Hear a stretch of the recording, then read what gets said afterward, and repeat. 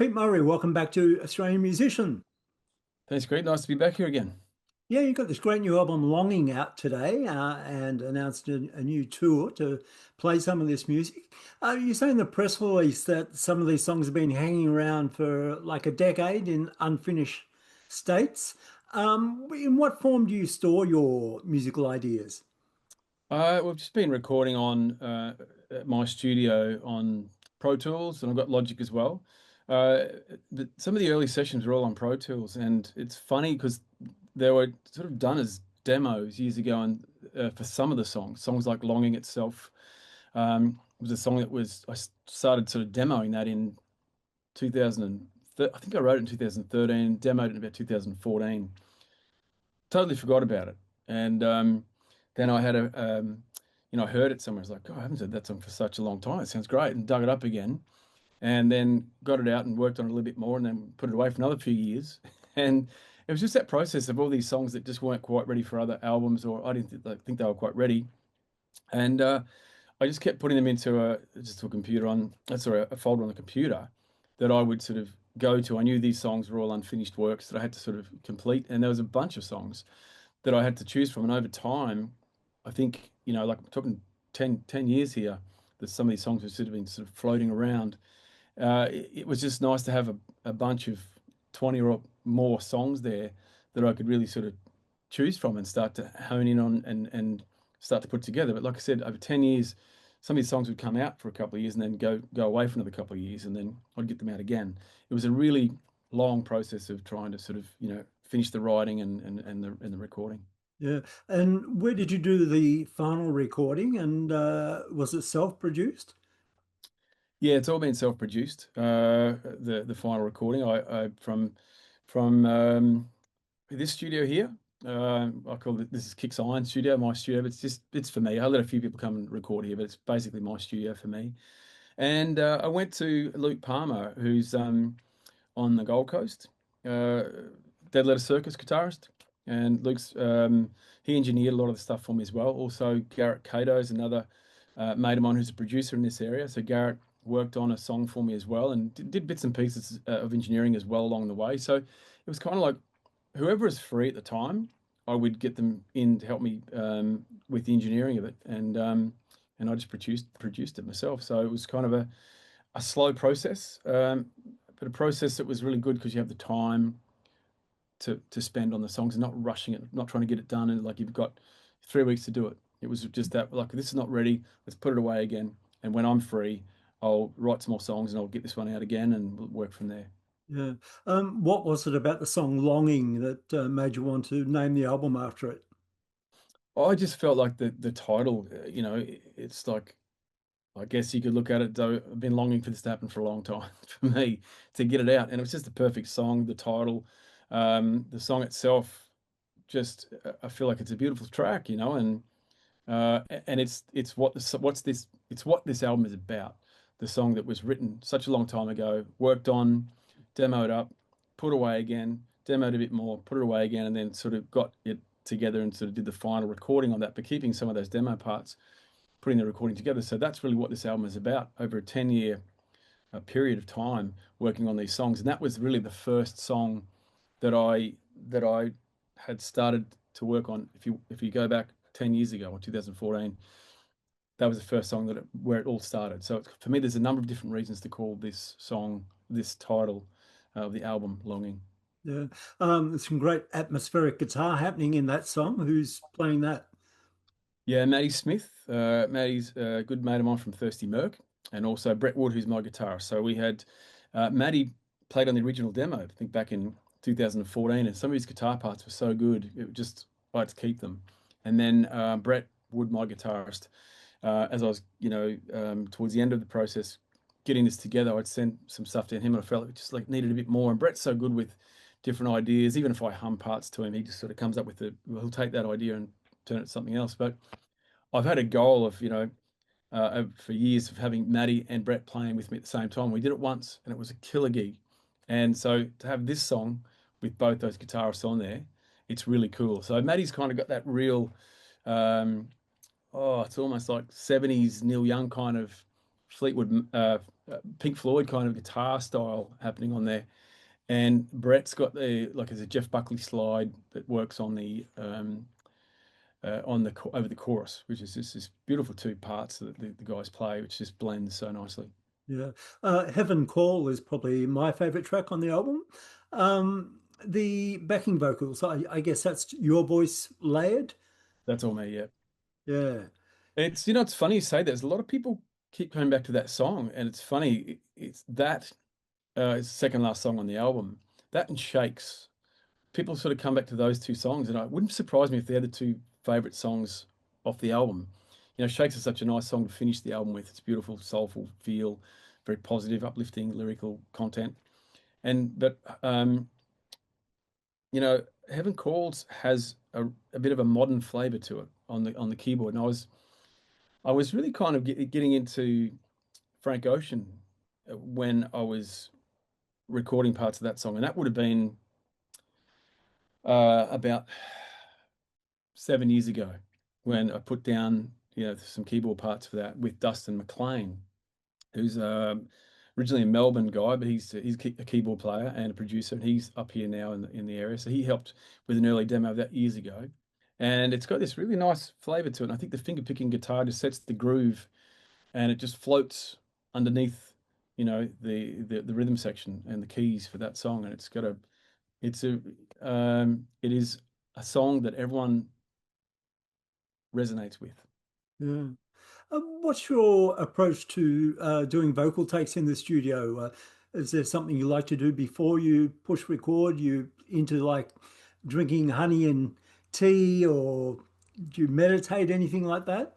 Oh, you know what? I find vocal takes really easy, and it's so funny because a lot of other friends of mine, musicians, they fear it, have a real fear of the vocal take. For me, I don't fear it at all. It's really easy for me.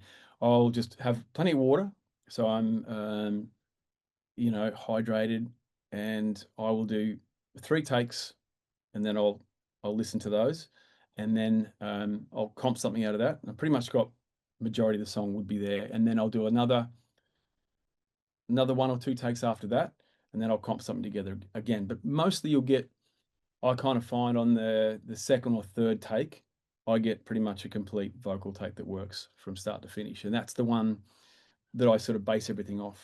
That one that's got the real feeling and the vibe to it, and then you add in parts that aren't quite as good as other parts in there. But that's how I work my vocals. Yeah. What's your main recording guitar, acoustic guitar in the studio? Would you like to see it? Yeah, sure. So this is a beautiful guitar. It's a J200. It's a 1954 Gibson J200. I bought this in New York years ago. I don't know if it's in tune at all, but it's got this great bottom end, but also this brightness to it, which is unbelievable. Really nice.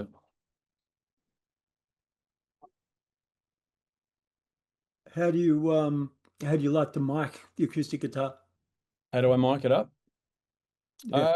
I've got a Peluso, which is quite nice and I've got Coles mics as well. So the Coles is you can just use one Coles mic, and this just sounds beautiful with that.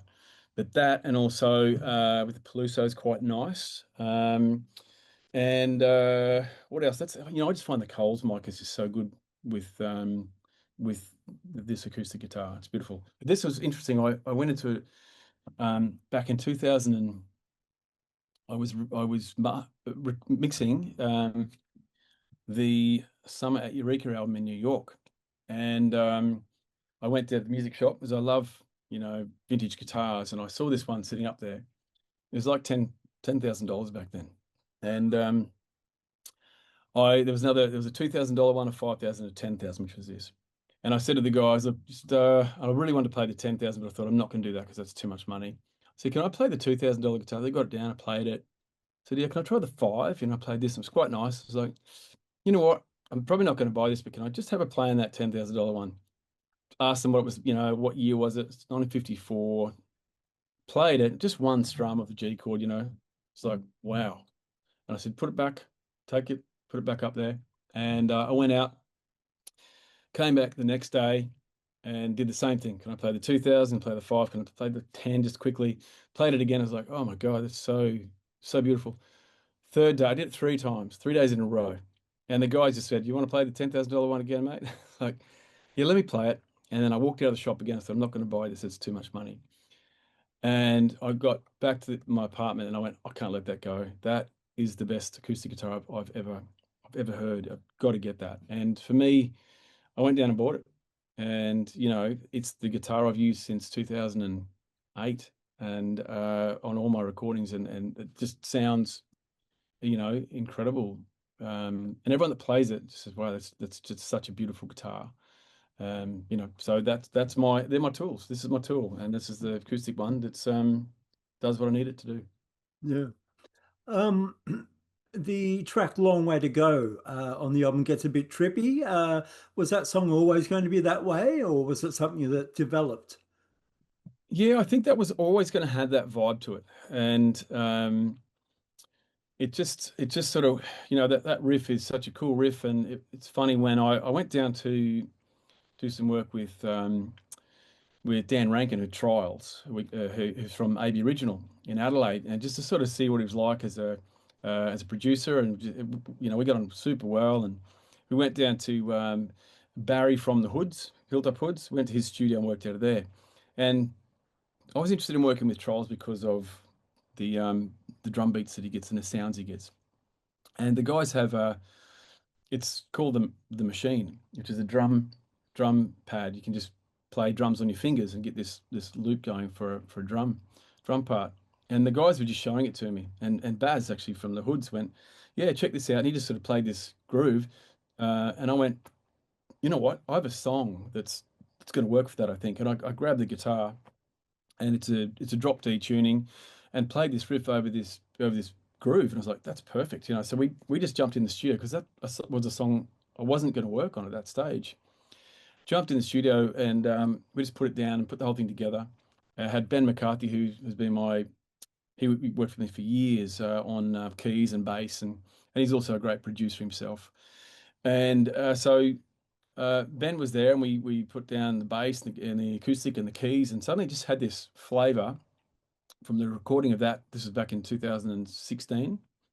That was pretty much 90% done. And then I just didn't think it was ready. So I put it away for, um, you know, another 8 years, and pulled it out towards the end once again, found the session. I was like, this is fantastic. Hey, I just had to do a few little bits and pieces to it to change a few things, but we kept a lot of parts from that session with Trials.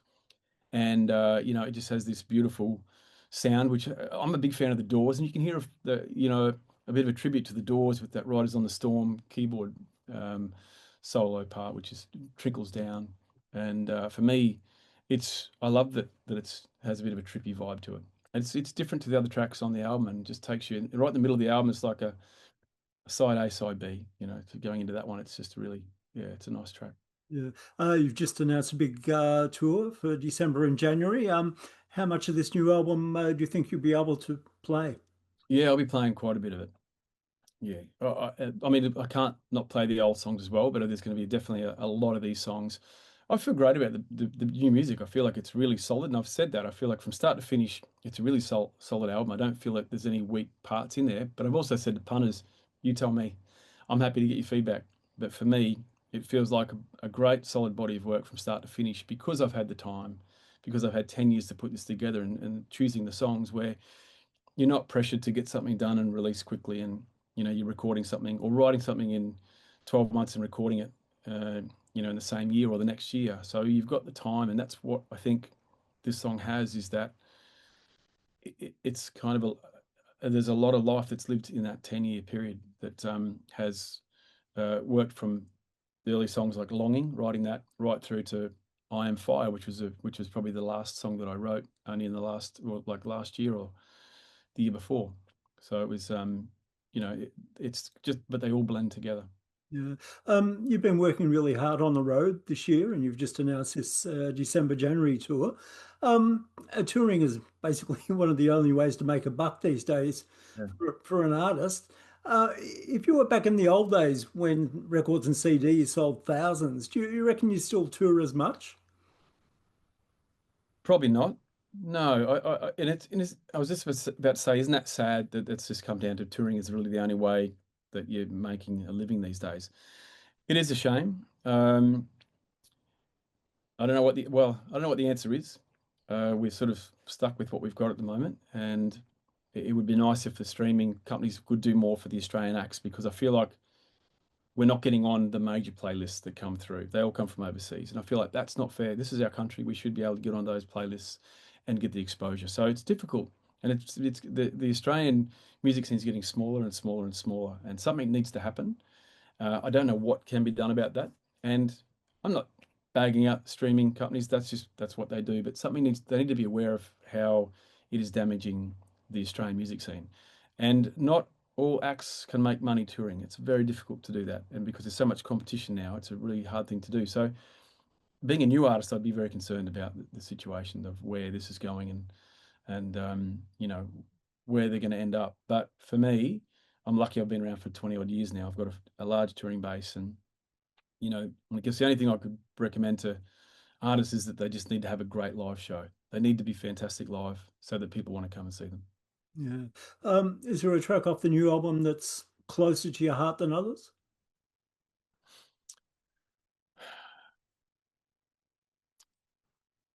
I don't know. It's a tricky one. I would say probably Longing. Longing has that. There's something about Longing that I just love. Yeah. The chorus is so nice to sing.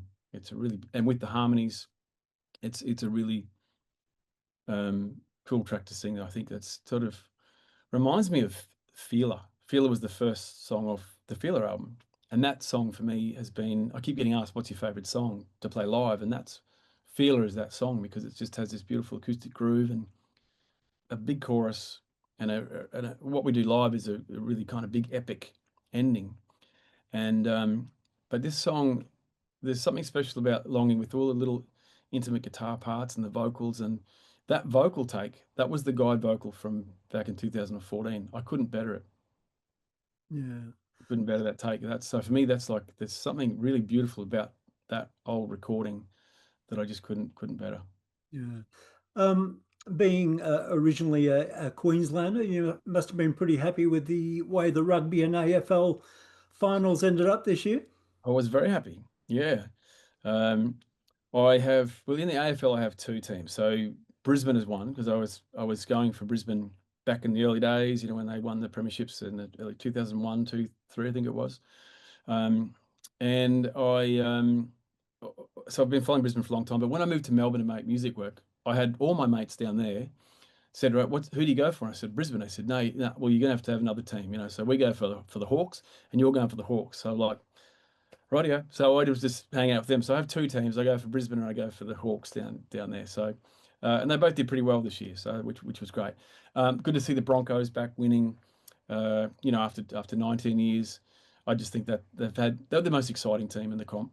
Um, so definitely being a Queensland, you have connection to all the Queensland teams. The up here, the Reds in Union and Brisbane, the Gold Coast, and the Cowboys. So you always like it when those guys win. But I do have uh, two Sydney teams that I go for in the league, and that started from years ago. It's the Roosters and the Panthers.